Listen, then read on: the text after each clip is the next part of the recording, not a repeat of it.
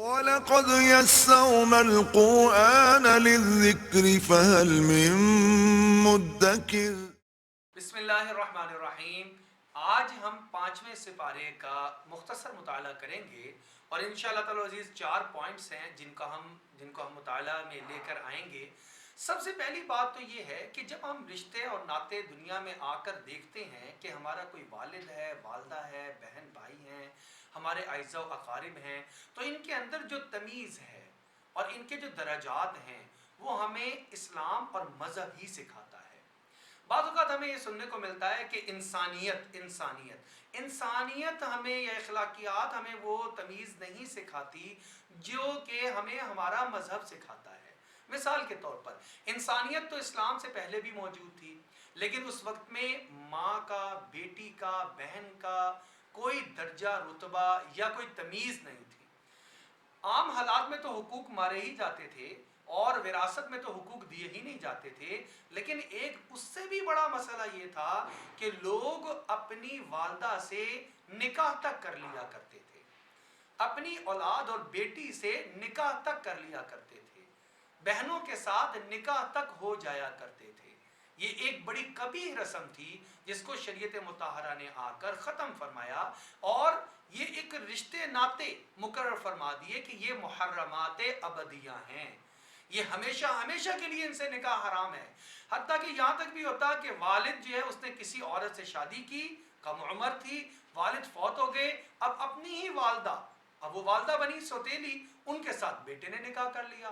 وراثت میں عورتیں منتقل ہو جایا کرتی تھیں، پہلے باپ کی وراثت میں تھی تو اب اولاد کی وراثت میں آ گئیں۔ شریعت مطہرہ نے اس کی تمیز دی اور ایک بہت بڑا احسان فرمایا اس انسانیت پر، اور فرمایا حرمت علیکم امہاتکم وبناتکم واخواتکم وعماتکم وخالاتکم وبنات الاخی وبنات الاختی، پوری کی پوری تفصیل بتا دی۔ یہ محرمات ابدیہ میں داخل اور شامل ہیں، ان کے ساتھ کبھی بھی نکاح نہیں ہو سکتا۔ وَأُحِلَّ لَكُمْ مَا وَرَاءَ ذَلِكُمْ، ان کے علاوہ جتنی پوری دنیا کے اندر رشتے ناطے خواتین پائی جاتی ہیں، اگر وہ مسلمان ہیں تو ان سے تمہارا نکاح جائز ہے۔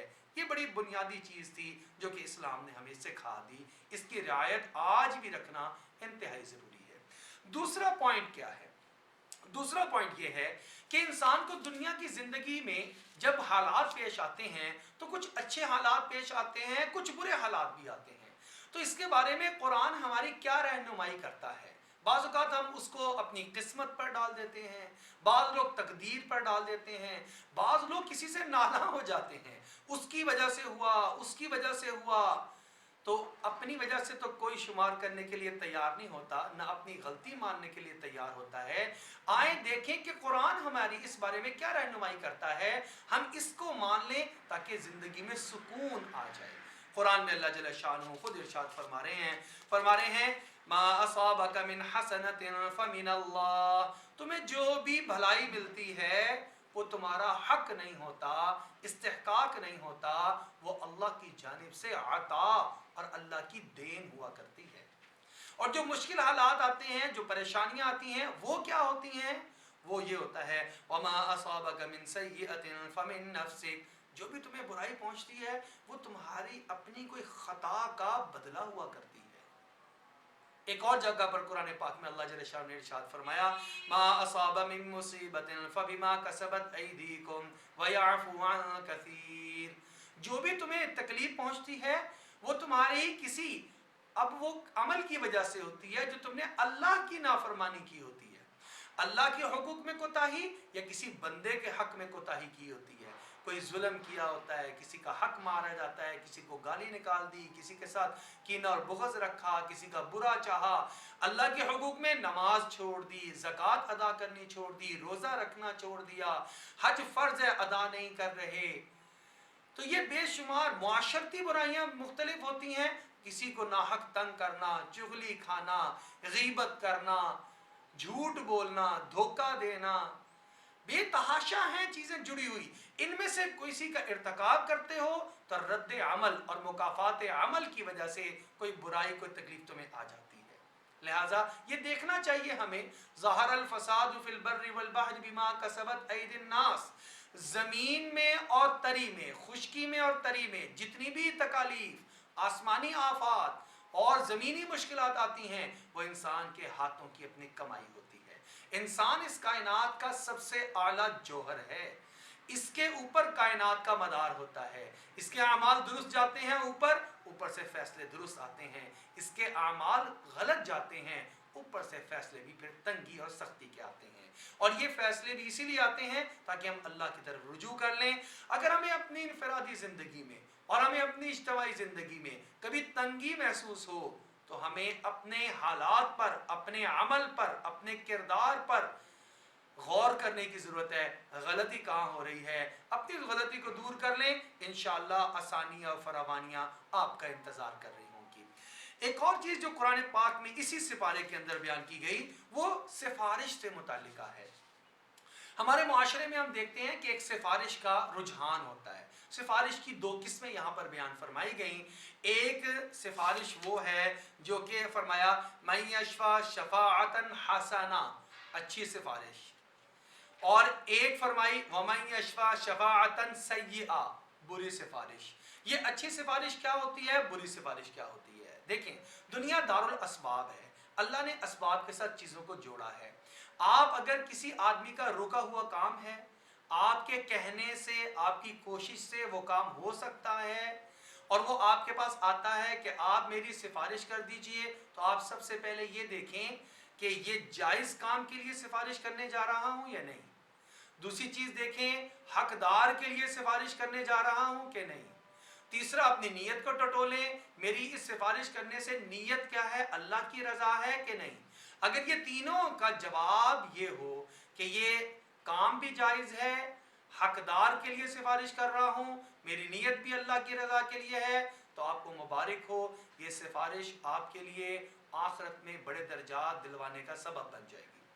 حضرت عبداللہ ابن عباس رضی اللہ تعالیٰ اعتکاف میں بیٹھے ہوئے ہیں، اعتکاف کا بڑا اجر ہے۔ ایک شخص آیا اور آ کر اس نے عرض کیا کہ اے صحابی رسول صلی اللہ علیہ وسلم، میں پریشان ہوں اس لیے کیونکہ میرا ایک قرض ہے اور جو میں نے ادا کرنا ہے، ابھی میرے پاس وہ پیسے موجود نہیں ہیں، آپ اگر اس کو کہہ دیں گے تو میرا قرض تاخیر سے ادا ہو جائے گا، مہلت مل جائے گی۔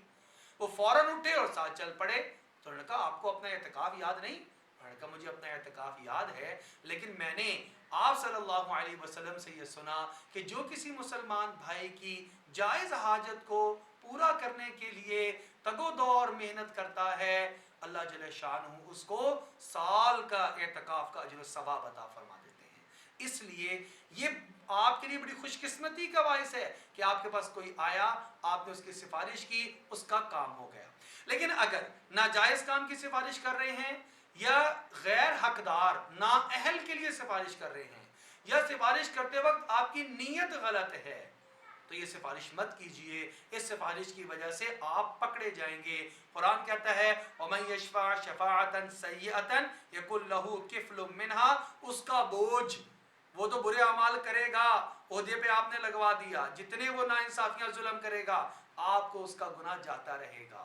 تو اس وجہ سے سفارش کے اصول کو بیان کر دیا گیا۔ سفارش بعض لوگ بالکل ہی نہیں کرتے، یہ بھی درست نہیں ہے، بعض جائز ناجائز کی تمیز کے بغیر کرتے ہیں، یہ بھی درست نہیں ہے۔ اعتدال کا ایک راستہ قرآن نے ہمیں بتا دیا، اس کے مطابق سفارش کرنا تاکہ دنیا اور آخرت میں اجر مل جائے، یہ ضرور کرنی چاہیے۔ لوگوں کی مشکلات کو حل کرنے کے لیے کوشش اور تگ و دو کرنا اللہ کو بڑا پسندیدہ ہے۔ ایک اور چیز جو اس بارے میں ہے پوائنٹ، وہ یہ ہے کہ کسی بھی مسلمان کا قتل کرنا گناہ کبیرہ ہے۔ فرمایا وَمَا كَانَ لِمُؤْمِنٍ، کسی مومن کی اس بات کی اجازت ہی نہیں أَن يَقْتُلَ مُؤْمِنًا، وہ کسی دوسرے مومن کو قتل کر دے۔ آج ہم اپنے معاشرے میں دیکھیں، فساد کی بہت بڑی ایک عام وجہ یہ بن گئی کہ ذرا سی بات پر ہمارے ہاں پستول اٹھ جاتی ہے، خنجر اٹھ جاتا ہے، دوسرے کو قتل کر دیتے ہیں۔ غصہ اور ہائپر ہم اتنی جلدی ہو جاتے ہیں کہ ہمارے سامنے کسی کی جان لینا بھی آسان ہو جاتا ہے۔ قرآن نے اس پہ بڑی مواخذے کی بات فرمائی ہے اور یہاں تک فرمایا کہ من قتل نفسا بغیر نفس او فساد فی الارض فکأنما قتل الناس جميعا، کسی شخص نے اگر کسی کو ناحق قتل کیا گویا اس نے ساری انسانیت کو قتل کر دیا.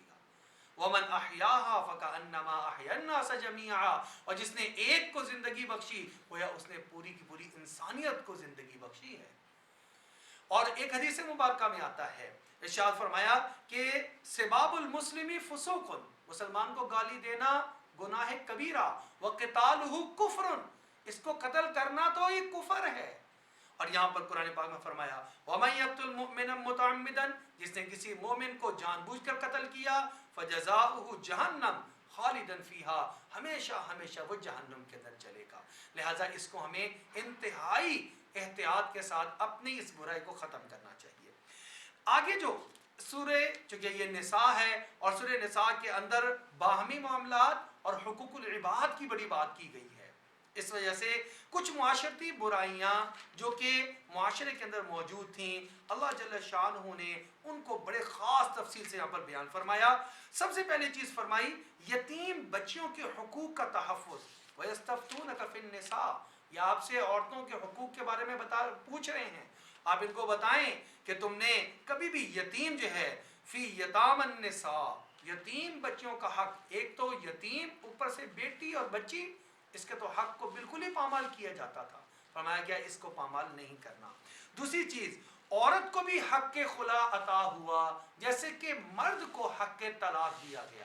ورنہ یہ ہوا کرتا تھا کہ ایک عورت اگر نکاح میں آ گئی, اب اس کی بن رہی ہے یا نہیں بن رہی, حقوق اللہ پورے ہو رہے ہیں یا نہیں, حقوق العباد پورے ہو رہے ہیں یا نہیں, وہ کبھی بھی اس نکاح سے باہر نہیں نکل سکتی تھی. تو قرآن نے اس بات کو ارشاد فرما دیا کہ نہیں, کہ اگر تم یہ چاہو تو تم اس طرح خلا لے سکتی ہو, تمہیں اس بات کا حق دیا گیا. تیسری چیز گواہی سچی دینی ہوگی. یا ایھا الذین آمنوا کونوا قوامین بالقسط شہداء للہ, اگرچہ تمہارے اپنے خلاف ہو, ولو علی انفسکم او الوالدین والاقربین, یہ نہ ہو کہ تم عورت کی طرف سے ہو تو پھر اسی کے حق کی بات کرو, مرد کی طرف سے ہو تو اسی کے حق کی بات کرو, انصاف کی بات کرو. یہ اگر کرو گے معاشرہ امن میں آئے گا, سلامتی میں آئے گا, سکون میں آئے گا. یہ قرآن کی تعلیمات ہیں. اور آخری بات جو یہاں پر فرمائی گئی کہ جو موقع پرست لوگ ہیں نا, جن کو ہم منافق بھی کہتے ہیں, منہ پر اور دل میں کچھ اور, یہ اللہ جل شانہ کو سخت ناپسندیدہ ہیں اور یہ دوزخ کے سب سے نچلے طبقے میں ہوں گے. ان سے اپنے آپ کو بچا کر رکھنا. اللہ جل شانہ نے اسی لیے ارشاد فرما دیا, فرمایا ان المنافقین یخادعون اللہ وهو خادعهم, ان سے اپنے آپ کو بچاؤ. یہ منافق جو ہیں یہ اپنے آپ کو, یہ اللہ کو دھوکہ دینے کی کوشش کرتے ہیں حالانکہ اللہ ان کو خود دھوکے میں رکھے ہوئے ہیں. اور ایک اور اس کے ساتھ ہی فرمایا بشر المنافقین بان لهم عذابا الیما, عذاب علیم کی ان کو بشارت دے دو. نہ ہم خود کبھی نفاق سے کام لیں اور نہ کبھی کسی منافق کا ساتھ دیں. یہ ہمیں قرآن پاک بہترین رہنمائی فراہم فرما.